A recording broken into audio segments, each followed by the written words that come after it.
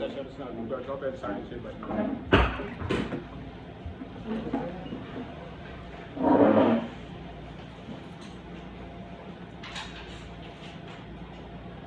this is the civil marriage between Arman Rosete Fortus and the Precious Joy Celarta Asuncion. Is that correct? Is that name? Yes, po. Arman is 28 years old, while Precious Joy 27. Arman was born in Santiago City, while Precious Joy was born in Chile. Is that correct?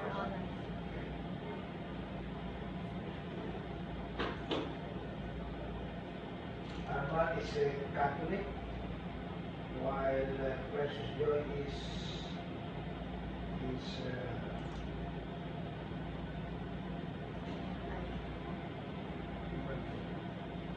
also a Catholic, only that it is local Catholic.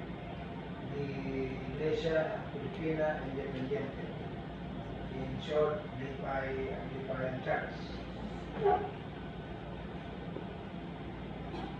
It is stated here that Arman is single and Precious Joy is also single. We will see. Let us see their cinema. Do you have cinema? Yes, po. Where is the cinema? Here, cinema. It is certified that Arman Rosete Fortus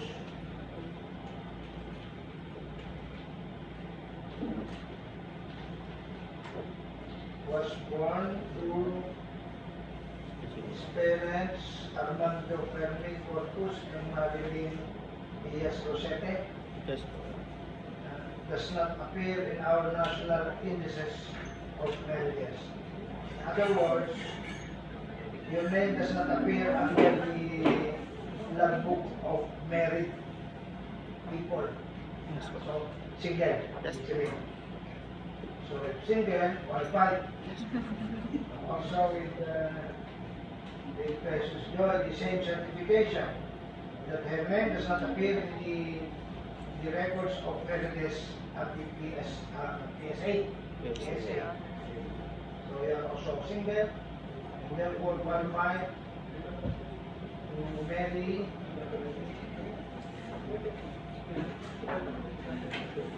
You have your marriage license. Your parents, before that I have already mentioned the parents of Precious Joy Benjamin Asuncion. You hear? This is. This is.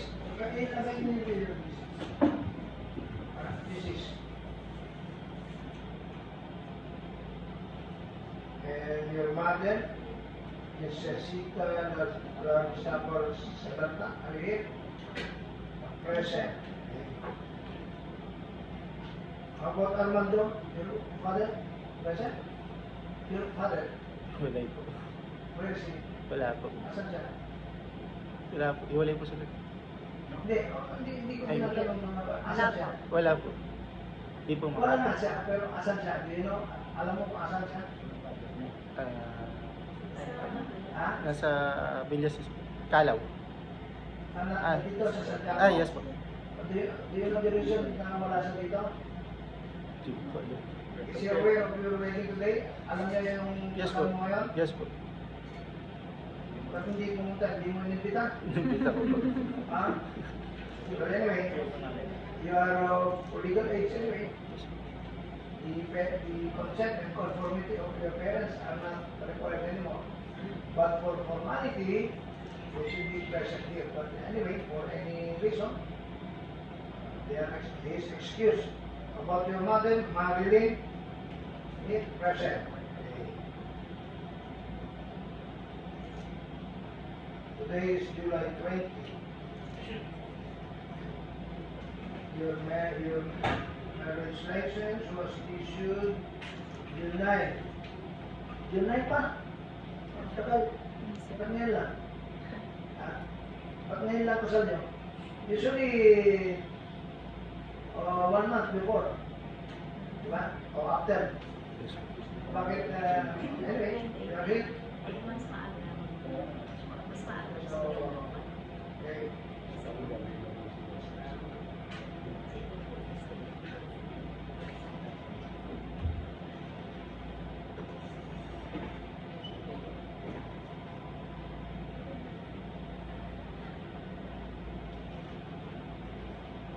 Ipahin nyo ito.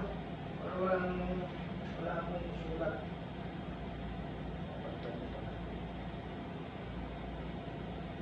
Bago ko pirma, ha? Ayan. Yes, sir. Bakit tingnan mo yun? Kasi,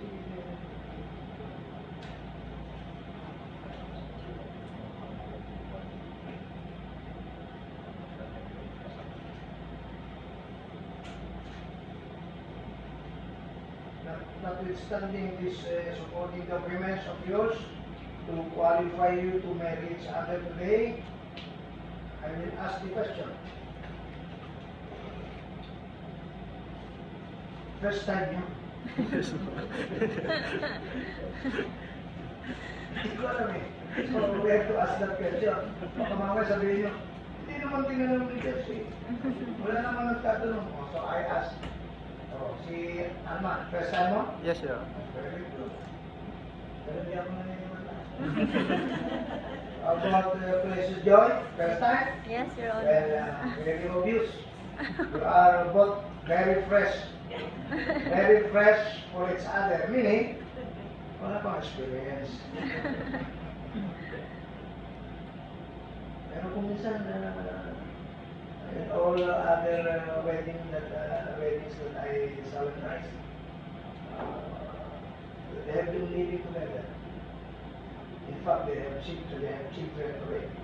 Because of my next question is this: what is the reason why you decided to marry each other? Anong dahilan? Anong rason? Na nag-desisyon kayo na magpakasal sa isa't isa? Mahal po namin po. Mahal ko po siya. Oh, you love Precious Joy. How about Precious Joy? The same? Yes, sir. The same? Yes, Your Honor. Are you sure? Okay, so you decided because you love each other very much. Yes. Yes, Your Honor. Now, next question. Do you have any court of law? What we need here is evidence. Evidence. Yeah. You said you love each other.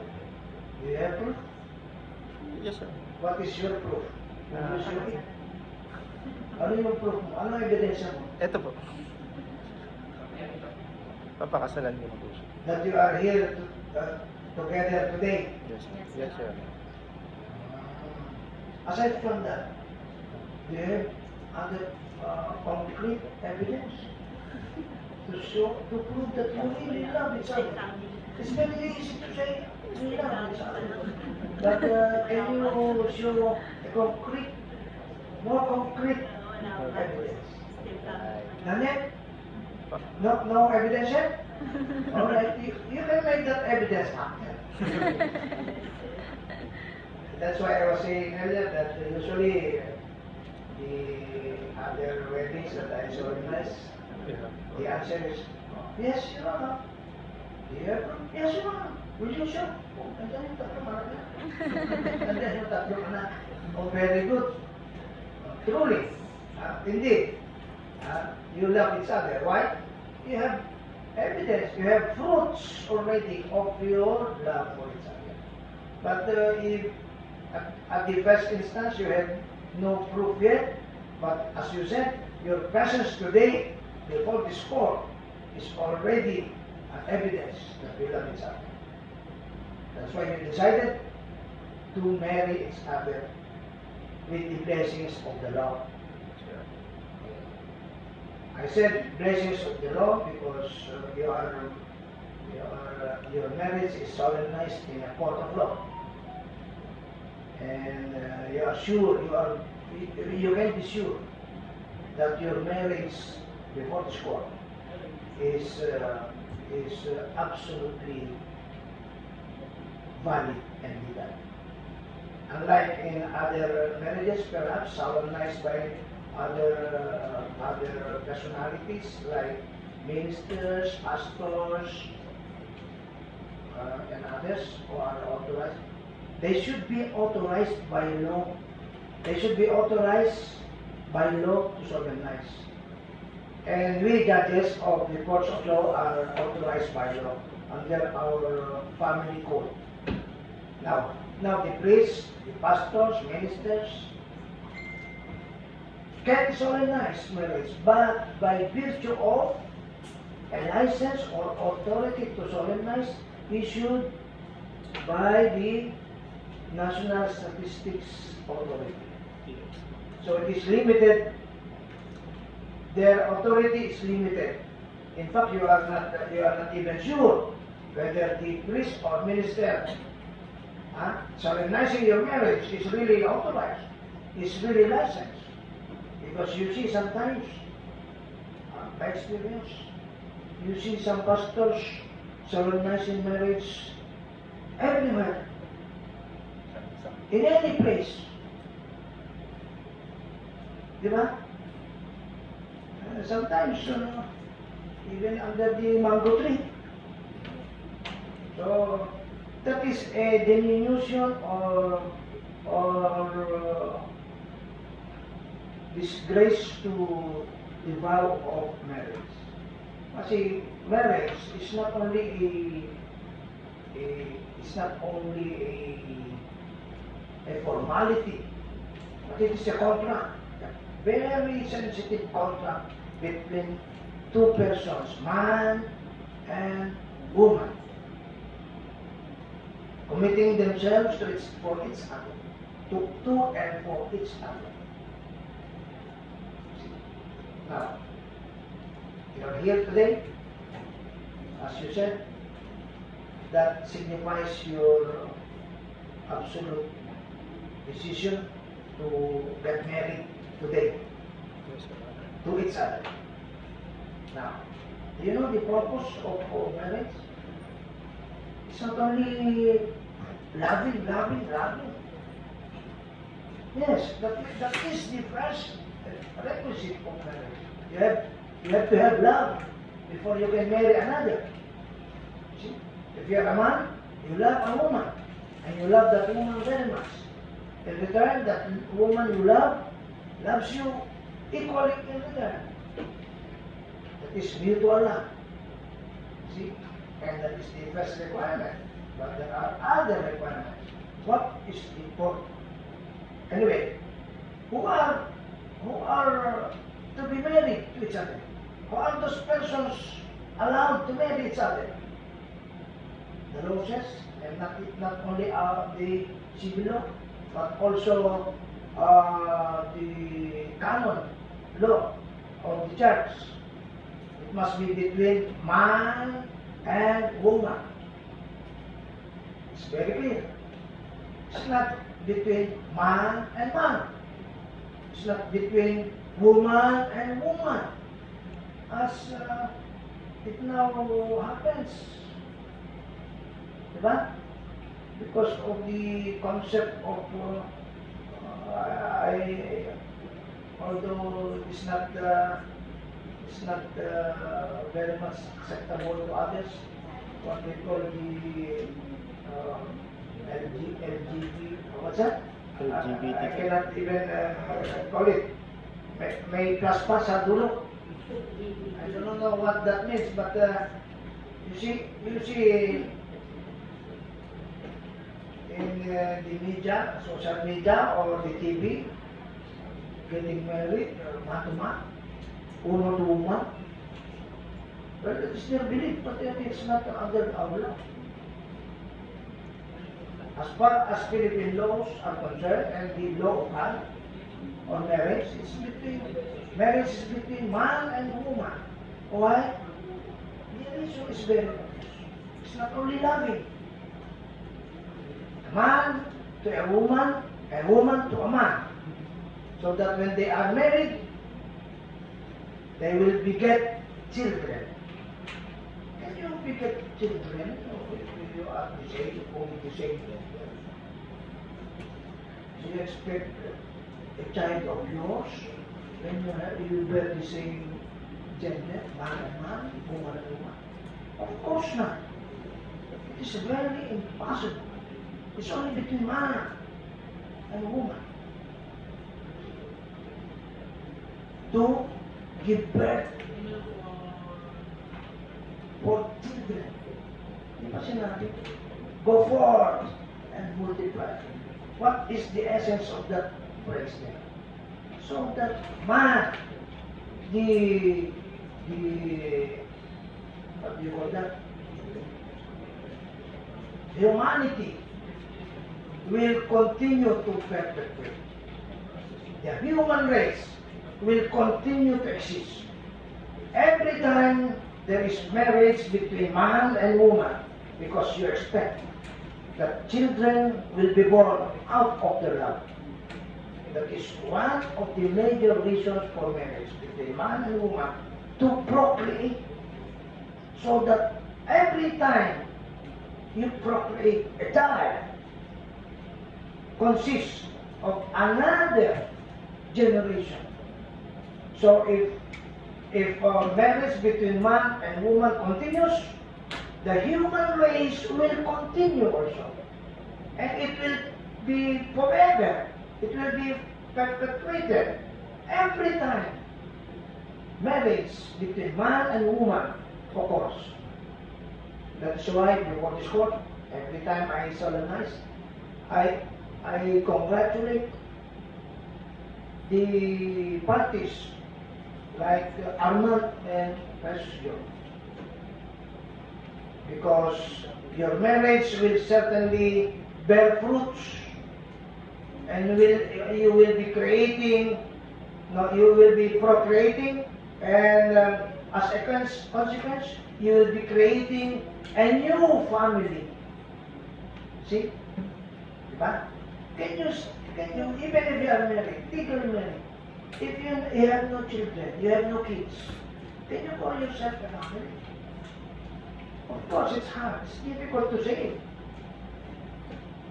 That's why you have to procreate. You have to have children of your own to call you a new family. Can you be called a father, Armand, without a kid? And mother, mama, mommy, to call you without a kid? Of course not. Diba? So you need to comply with that requirement. Not only loving between you, you have to procreate. That is an obligation of a newlywed couple. So that every time, as I said, every time you give birth, you have a new child, it's a new generation of the human race. See? Do you know why we have 12 months in a year? Why did those authors or inventors created 12 months in a year? January, February, March, April, December. Why? To allow the couple to procreate every month.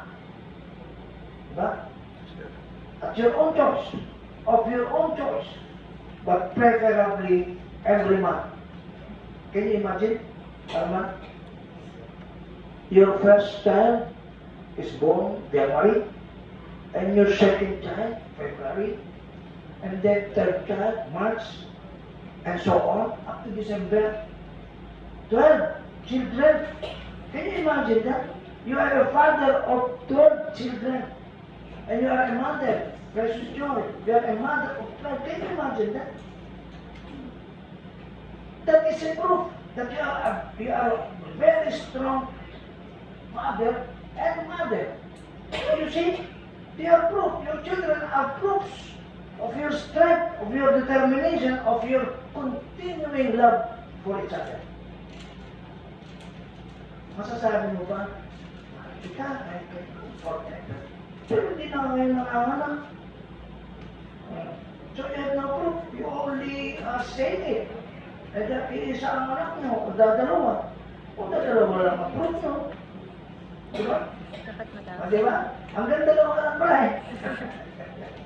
Oh, I mean, that is the privilege of being married with the blessings of the Lord. But it happens. Even without the benefit of the Lord, blessings of the Lord, you see people around with several kids, and they are happy. But they cannot say that they are truly happy because they are not blessed with the Lord. But, so, I congratulate you again, Arman and Precious Joy, for coming to this court to solemnize your marriage today. Congratulations. At this early, the court is now congratulating you. Because only persons like you can make that vital decision to marry each other. Not everyone can do that. Only strong persons like you. See? They say they love each other, but they do not solemnize, they do not ask the blessing of the Lord. So it's only a lip service, unlike you.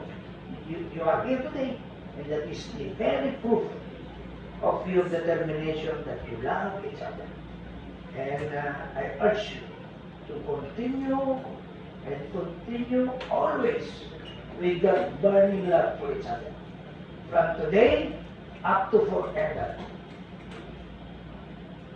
And the proof is, but perhaps optional, every time may kids kayo, pero muna, okay lang. Pero, I'm telling you, you will be a very happy family, or happier family, if you are more than the usual. What is usual? Dalawa lang, tatlo. Yung apat mo, sobrang na daw. Pero you will realize later, sana mas marami, sana mas marami. Right? I'm talking through experience. You see me as a small boy, physically. But I have 7 kids, children. Nakapag-aral sila na.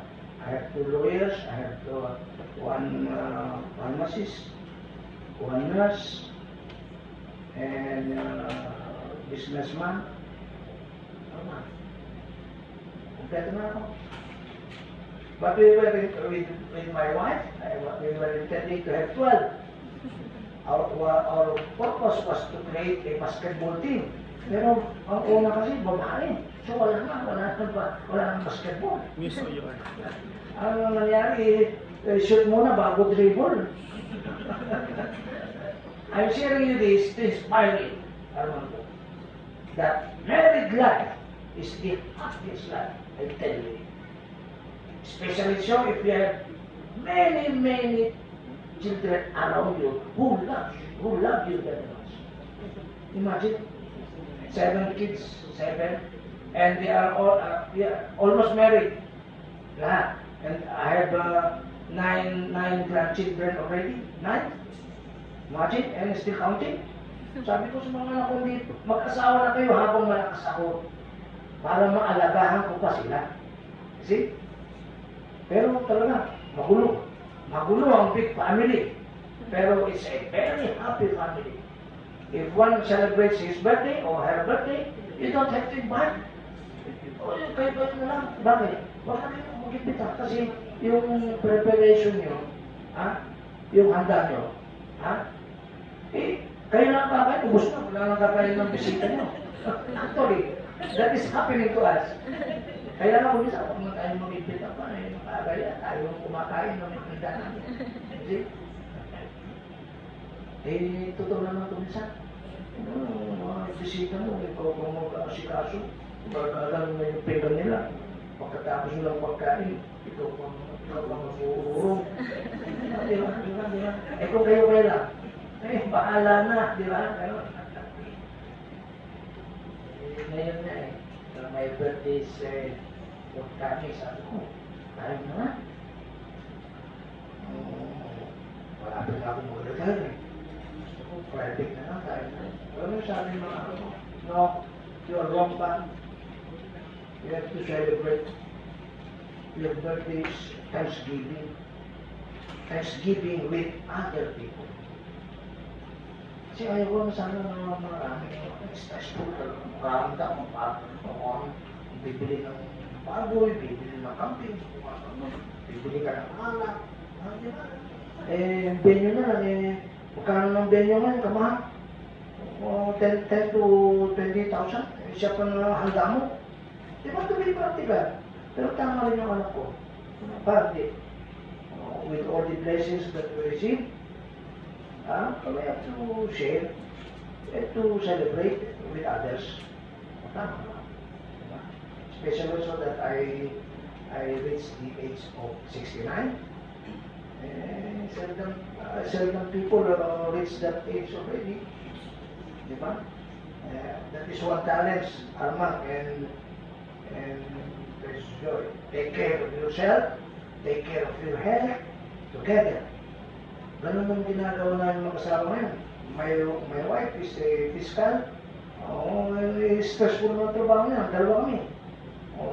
So, pag nagkayat na ako mag-exercise, we have the same schedule of morning exercise. Daily. Para naman healthy. Do not forget. Ilang taon na kayo? 24? Wala pa pala ako sa buhay ko. That should be an inspiration to live longer so that you can take care of your grandchildren in the future. Okay? As I said, the happiest life is married life. Do not forget that. There may be quarrels, misunderstandings along the way, but that's part. And those instances should inspire you more, should strengthen you more to stick to each other. Closer and closer and closer. See? What is the purpose? Another purpose of marriage is not only procreation. We have to live together under the same roof, in the same room, and in the same bed. Matrimonial bed. Unlike others, yes, they are living under the same roof, but in two different rooms. Malaking bahay. Yung lalaki, room 1. Yung babae, room 4. Hindi naman sila magkasama. Others live together in the same room, in a big room, but there are 2 beds there inside. One for the husband and one for the wife, separately, in the same room. Is that the same roof that the law is saying? No. Under the same or in the same matrimonial bed. That's why there is the concept of matrimonial bed. What is that bed? That is the exclusive property, exclusive bed for husband and wife, blessed by law. And no one, no other party, no other person should be allowed to sleep on that matrimonial bed except you. Do not allow anybody, even your children, to live to sleep on your matrimonial bed. They have their own. They should have their own. Why? What is the reason for that? Armand and Precious? Because that is the chance for you. That is the very opportunity for you. Every time you go to bed, you are side by side with each other. You feel each other. You're one for each other. You feel it immediately. See? And if you have some misunderstandings before you go to bed, during the day, you have perhaps shouted to each other, you have quarreled to each other, you have misunderstood each other. See? As if the world is broken, as if the world is divided into 2, well, that is your chance. When you go to bed in that matrimonial bed of yours, that is your chance to talk to each other exclusively. See? You try that. And you should not try. That should be your your commitment to each other. That's why, after your marriage, or some time, the law says, you live under the same roof, meaning you build your own house and create your own home with your kids. You have your own room, you have your own patrimonial bed. See? Remember, that matrimonial bed is yours and yours only. No other person is allowed to sleep on that matrimonial bed. I am referring to third parties. Do not allow third parties to intervene between you, because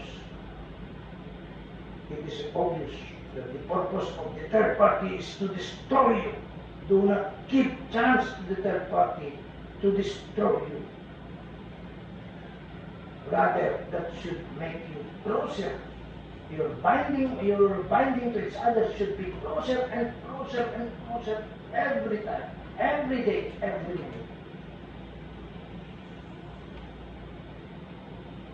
Talking through experience, Ama, even if the law says you are the head of the family because you are the father, you are the head of the family, but by experience, by my own experience, I always give in to my wife. Not that I am a weak person, but just to avoid any confrontation, any misunderstanding that would create a deeper result. Ano ba naman yung sorry, love, sorry. Ang tawagan kasi namin mama, papa. Sorry, kahit sa mistake. Kahit sa may mistake. I'm sorry. Ako nagsasorry. Just to stop the quarrel, to get out of, di ba? Kahit na hindi mo kasalanan mo lang. Why? Because you're the head of the family. You should know how to manage. Ha? Ikaw mismo ang sisira ng pamilya mo. No, never. You should be the uniting person of your family. See? Halimbawa, pera. Tungkol sa pera. Wala kang sweldo ko, hindi ko alam magkano sweldo ko.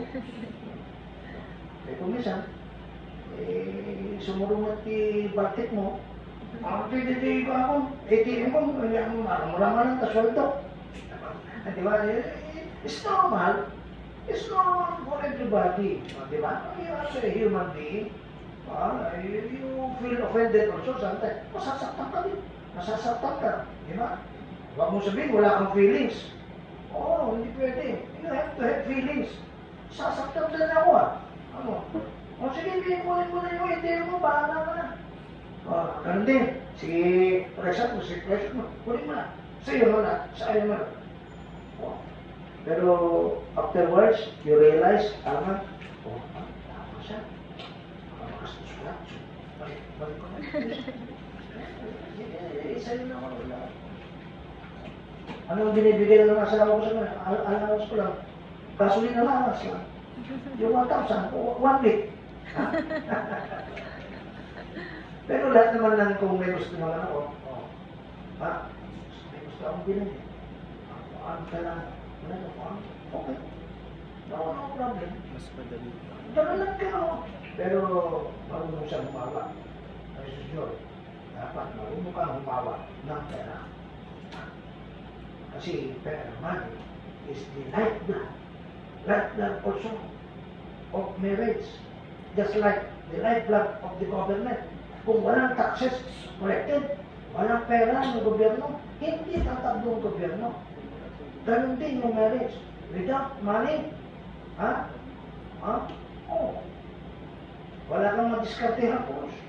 You cannot think of good things anymore. Diba? But even if little by little, precious God, you You can, without realizing later on, malaki na pala. See? And spend what is necessary. Do not spend if not necessary. Those are the basic rules.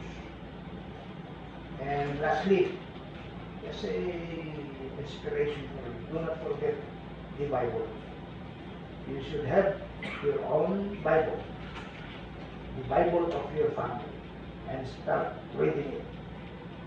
If possible, every evening, 2 verses, 3 verses, it's good. See? Hindi nyo man namamalayan, nasa almost last book of the Bible na, after 10 years of marriage, 20 years of marriage, nasa book of Matthew anak. You started from Genesis. Dito na pala tayo sa yung gospel. Without realizing it. See? Alam mo, ngayon lang namin na-realize kasi galing na yun namin sa iglesia. Pero dito sa pandemic, natiwalag kami. The whole family, natiwalag kami. So we have to learn how to pray by our own. We borrowed the Bible, the Catholic Bible. Buti na lang nagpahirap sila. Hindi na namin naisauli. So it's now our family Bible. From the start of the pandemic, that was March 15. Umpisa na kami.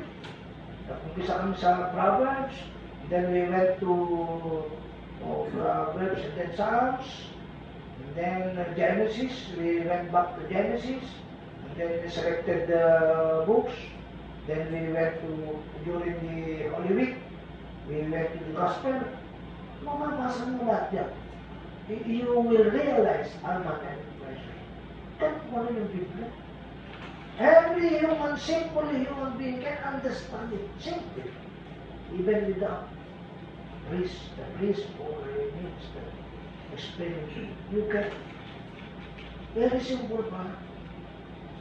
Akala natin mahirap. Intindihin. Kung iba ang magsasalita. Di ba? Pero if you read it, one by one, every night, every evening, mamaya naubos mo na yan. Kami na, bumabalik na kami sa Proverbs. Kasi maganda yung Proverbs. Those are the wisdom of King Solomon. Yung mga practical teachings in life, in true life, in true and actual life. See? Ano pa naman yung 15 minutes, tama, before watching the PBA or NBA or tennis or what, di ba? Or Netflix. Yung minsan kasi Netflix, ganun din lang, kapag na namin lagi. Ngayon, may bago. Anong bago? Yung Filipino films, nandun na sa Netflix. Nasa Netflix na. Si bakit? Pwede, Tagalog film ang pinapanood. Sabi, pati, hindi ko napanood nun eh. Yung mga lumalabas na yun. O they are doing the Tagalog films also. Yun ang life. That is true life. Do not be afraid. Do not be afraid. There is no mistake at all. So long as you are together, you decided to do something, whether you are successful or not, it does not matter. Whether you are wrong or right, it does not matter. So long as you decided between you. Kayo na nag-decide mismo. No mistake, no excuses, no blame, no for finding. Yung iba, ikaw kasi. Between you, there should be no ikaw kasi, no ikaw. No. Avoid that. No blaming each other. That is the start of the fire. See? That is practical life. Practical na. Maging totoo lang kayo. Almost lang eh. Mali ka eh. Mali ka say that. Wala nang mali eh. Dalawa tayo mag-decide eh. Okay, hindi natin nakuha. Di pasensya. Next time siguro. Not now, but tomorrow, yes. Di ba? There are other times. Di ba? But there's no failure. Do not consider anything that you did not get it as failure. There's no failure in marriage. It's all success so long as you are together. Okay? Hindi yung gano'n, hiwalay na tayo. Wala tayo pera.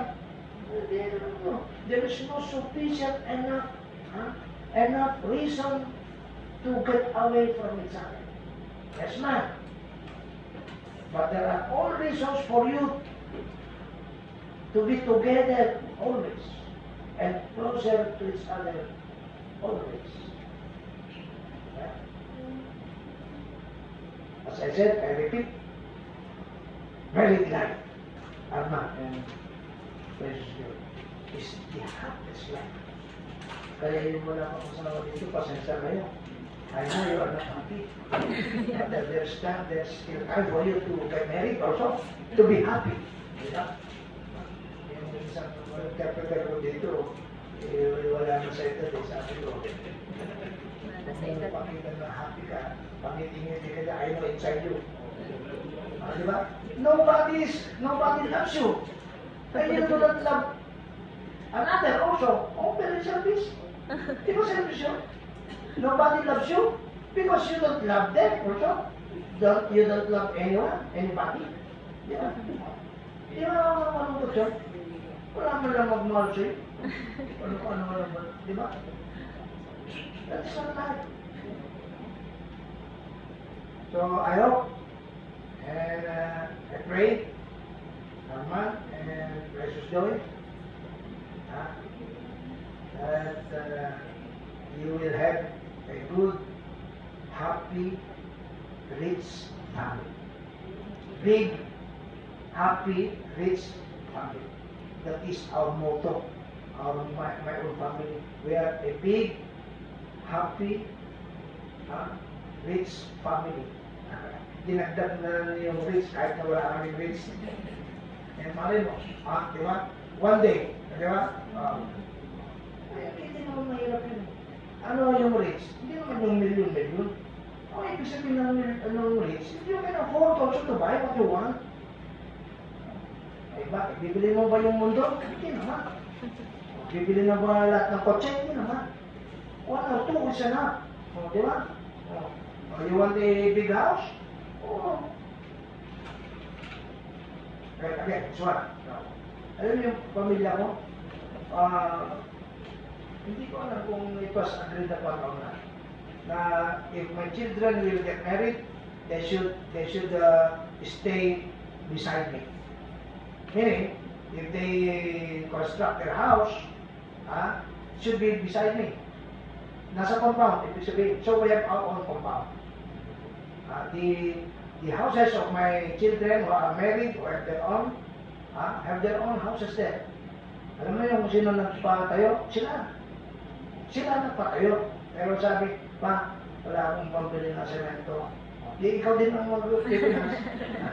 Pa, kulang yung pang-labor ko. Kanong labor? 20,000 itong week. Magkano pera mo? 5,000 lang. So, 50,000 na yung dadagdag ko. Ako din ang nagpatayo. Di ba? Pero at least they were the ones by their own ideas and so forth. Sila. Ngayon na, actually, I tell you, isang kitchen namin. They have their own kitchen in their houses. But they do not cook there. If they cook, para sa kanila lang. Pero kami, niluluto ang kasama namin. Kasama sila sa niluluto namin araw-araw. Eh kaya nga, kung minsan nababanglis na eh. Bakit? Kakain sila sa sarili nila. Hindi kakain sa bahay, inaluto. Kaya kung minsan, sige, kako, kung hindi kayo kakain, sabihin nyo, paano hindi tayo nababanglis kasi masama. Hindi. Magkahanda kami ng masasarap, magpakaluto, masarap na ulam. Kakain sila sa labas. Ano mangyayari sa handa? Di mga papalis. See? Pero alam mo, marami akong istorya sana, pero hindi na. It will take us siguro, hindi lang afternoon. Pero I'm telling you all this, Arman and Precious Joy, again, I always emphasize, married life is the happiest life. Yan ang masaya. Bakit? Armando, you are sure that somebody loves you very much. And it is precious girl. The same way, the precious girl is sure that somebody loves you. And it is Armando. That secret only. No other secret. Okay? Kala kasi nanay ko, pwede pang other secret. If you are married under the law, bawal. Bawal. Huwag niyong gawin yung bawal. Huwag. Huwag natin naman natin gawin. Huwag natin gawin ang bawal. At huwag natin gawin ang masama. Ito naman. See? And everything will go smoothly. Okay? Again, I pray na lalaki yung lahi mo, Arman. How many, ilan kayo, magkakapatid? 4 po. 4. Si Precious girl? 6 po. 6. 4 plus 6, 10. Imagine mo, 10. Armando, 10. You are the father. You are in the middle of the picture. Oh. Di ba? Magsiga. Nagkakilbati kayo dito. Magsiga. Oh. Isang advice pa. Hindi naman advice. Just a recommendation. May junior ako. May junior. Efred. Efred 2. Yung anak niya, Efred 3. Ay, nagkaanak ko rin ng lalaki, Efred 4. Apat na kami. So my name will go forever. Yung anak ko lalaki, almost 28 na. Naku, wala ka na sa kalendary yun. Mag-asawa ka na. Ang daming girlfriend. Ang daming girlfriend. Pansin mo, asawahan ko siya. Walang niya ako pang tatanungin ko. Ako ang tanong mo. Kung sino unang magbibigay sa iyo ng ako ko, yun. Yun. Sabi ko, kung sino makakapagbigay, unang makakapagbigay ng ako ko, yun. Problema puro graduating ng doktora, yung mga girlfriend niya. Ano ibig sabihin ng doktora? Wala na. Imbes na mabubuntis, hindi na mabubuntis. Wala na sabi. Ano kaya? Ginagamit nila o may kulang ka? Sabi ko sa akin, parang-examine ka lang kay Dr. Manao. Examine? Complete couch naman mo nga niya. Ha? Complete couch. Okay naman, sabi ni Dr. Nasa girlfriend mo ka ako. Ayaw mabuntis. Gumawa ka ng parang ako. Bakit? Huwag mo sabihin na, sikreto kasi yan technique. Pero, ewan ko this year siguro, kasi they will be taking, graduate na, they are reviewing. Mamili ka, ako. Lahat ng gusto ko, kasi magkamababait sila. Kaso ayaw makuntis, ayaw magkaanak. Yung career nila ang focus.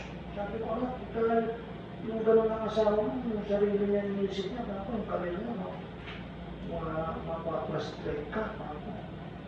Kasi every time masaya tayo, ay may duty ako. Ay may operation ako. Wala, di ba? Nasa hospital. Iyayin mo naman siya. Hindi pwede, naka-duty ako. Doktora ang asawa mo, wala time. You see, that is the limitation that ako. Kaya mamili ka. Meron naman siyang reserve daw na hindi doktora. Sige, bahala. Pero kung sino man dito sa sigurado, marami kang pera. Pero anong gagawin sa pera? Kung wala kang magagastuhan. Kahit na walang pera, kung happy ka naman, hindi, ang gusto mo, basta kung kurado, kung sino makakapagbigay ng ako ko, siya. Kasi magkaasawa ka, wala kang ako. Diba? Ha? Diba? Useless? Di ba? Oh, yun ang challenge ko sa iyo, Ama. That was the point of my first question. Do you approve? I will, sir. I will help. I will create the evidence after the wedding. Ah, di ba? Oh. How many evidence? Many evidence. Di ba? Oh. I see you. I see in your faces. You can. You can. Ha? Do not, huwag niyong i-hesitate. Huwag niyong pigilan ang sarili niyo. Okay? Huwag niyong pigilan. Because, as I said, that is the privilege of marriage.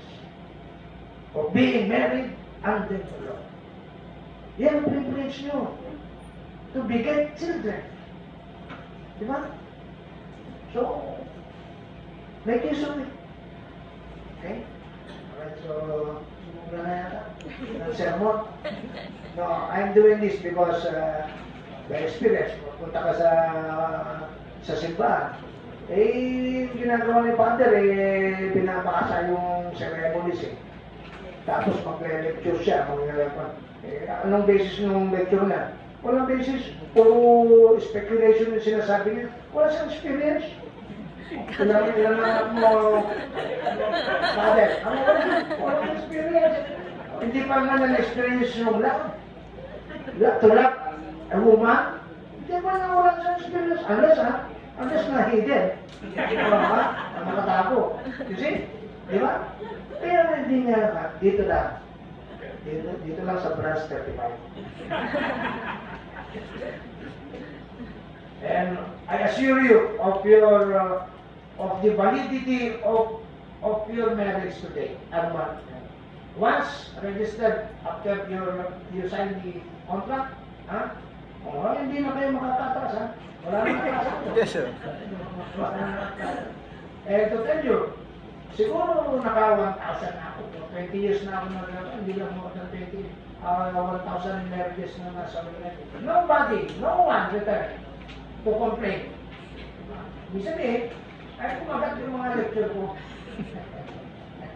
Okay, so we will proceed from there.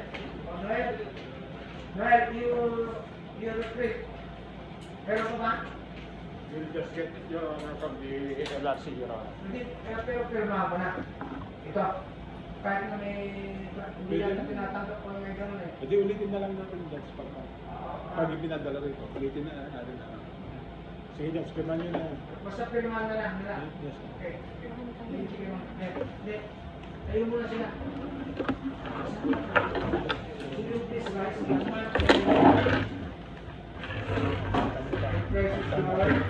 Just pronounce your vow of marriage. Please face with each other. And hold your hands tightly. And follow after me. Si Arman muna. My solemn obligation. My solemn obligation. I I, Arman Corpus, take you, precious Joy, Precious Joy, to be my wife, to be my wife, and I do hereby and I do hereby solemnly and sincerely promise solemnly and sincerely promise and swear and swear to be true to you and to be true to you in good times and in bad, in good times and in bad, in sickness and in health, in sickness and in health, for richer or for poorer. for I further promise and swear I further promise and swear that I will love you that I will love you and honor you and honor you all the days of my all life. the days of my life. Precious, I, Precious Joy Asuncion, take you, take you, Aman, Arman Corpus, to be my husband, to be my husband, and I do hereby and I do hereby solemnly solemnly and sincerely promise and swear and sincerely promise and swear to be true to you to be true to you in good times and in bad, in good times and in bad, in sickness and in health, in sickness and in health, for richer or for poorer. for richer and for poorer. I further promise and swear I further promise that and I swear will love you that I will love you and honor you and honor you all the days of my life. all the days of my life. Thank you. Please praise Him. The meaning all the days of my life is for life. You have your ring? You do? The ring signifies unity and love between husband and wife. It is the symbol of fidelity of both of you for each other, emblematic of the purity of your hearts. Each of you will use your respective ring, which is to remind you that as husband and wife, you have pledged as one body to live and love each other forever. Yung simple, para kay Jesus. Follow after me.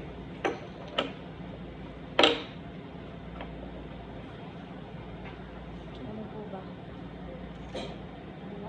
Precious Joy, Precious Joy, take this ring take this ring as a sign as a sign of my love of my life and loyalty to you and loyalty to you forever. forever.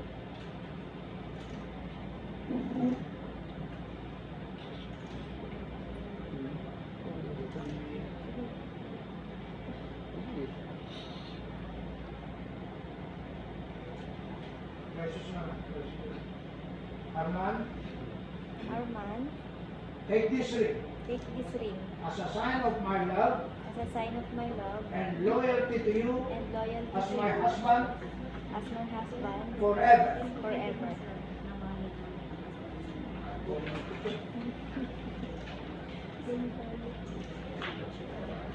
Please face here again for the declaration. By the power vested in me by law as the presiding judge of this court, Regional Trial Court Branch 35, Santiago City, I now declare you, Arman and Precious Joy, husband and wife. Congratulations. Thank you, Your Honor. Please face each other again. And for the first time before your godparents and parents as newlywed, please express your true love for each other by kissing each other through the lips. Huh? With expression, huh? Okay. Take the picture. Huwag niyo magkakaroon na. 1, 2, 3. Okay.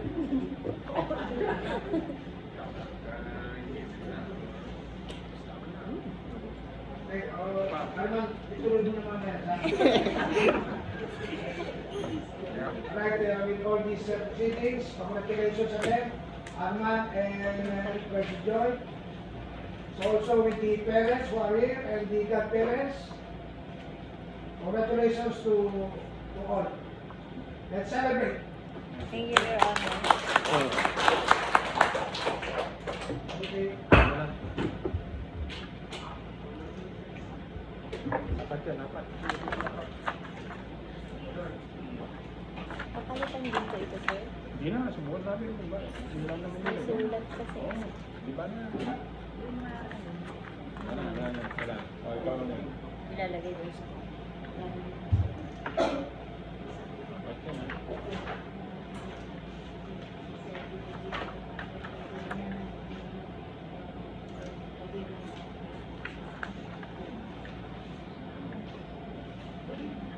Paalis ka agad dun.